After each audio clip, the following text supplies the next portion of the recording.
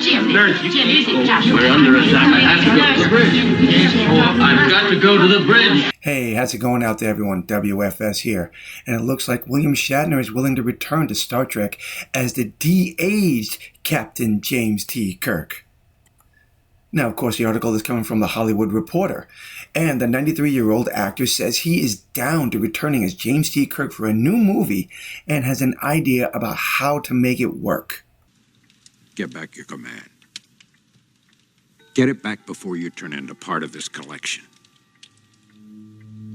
Before you really do grow old. William Shatner said he's down to play Captain James T. Kirk in a movie again and has an idea for how it might work. The 93-year-old sci-fi legend told the Canadian press that he'd be willing to return to the Starship Enterprise under certain conditions.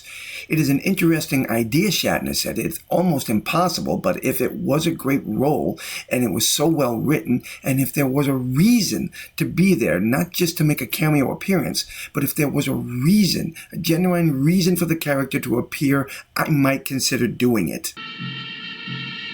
I've got to get up there. Jim, it could kill you. I'll die anyway. Do it.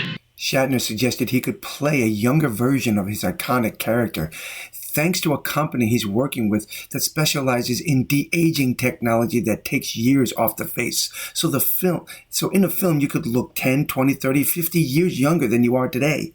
Well, what's happening? The aging process has stopped. His bodily functions are getting stronger. While Kirk was, of course, killed off in 1994's Star Trek Generations, Shatner suggests that Kirk's body and brain might have been frozen for posterity, and then he could be revived years later. We've got a Captain Kirk's brain frozen here, he mused. There's a scenario. Let's see if we can bring back a little bit of salt, a little bit of pepper, and oh, look, here comes Captain Kirk. The prospect of this happening seems rather unlikely, of course. All right, so let's talk about this idea of his for a moment. One, if you think back to Star Trek Picard, when they were on the Daystrom Institution station, they had a section where Kirk's body was supposedly behind this wall or this energy field. So that part right there may have been something they had already been considering. That's number one. Number two, the script would have to be good, as he says. The problem is that modern-day Star Trek has a hard time being good.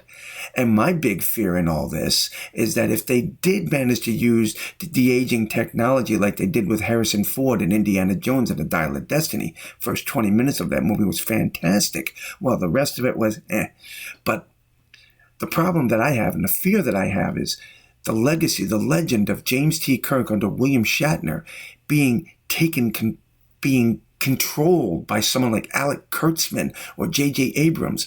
I am so afraid that idea would be tainted. It would be ruined somehow. I would love to see Captain James T. Kirk, William Shatner, back on the scene. But the other part of the problem, from what I understand, that 20 minutes that I mentioned of Indiana Jones and the Dial of Destiny, when they de-aged him, apparently it was very expensive. So the real question is, even if they could make a script that was solid and that Shatner would approve of, would Paramount approve of it? Because number one, as I just mentioned, the cost of the de-aging technology. Apparently it's very pricey. And number two, would Alec Kurtzman and J.J. Abrams have a hand in it? And if those two are any way, shape involved with this thing, I see a major problem. I love Shatner and I love his version of James T. Kirk. But given the scenario and the way Star Trek is working these days, I am really not sure if this is a good idea. Well, I wanted to get this out there for you and just ask for your thoughts and your comments. Drop your comments below, let me know. And until the next time, my friends, God bless.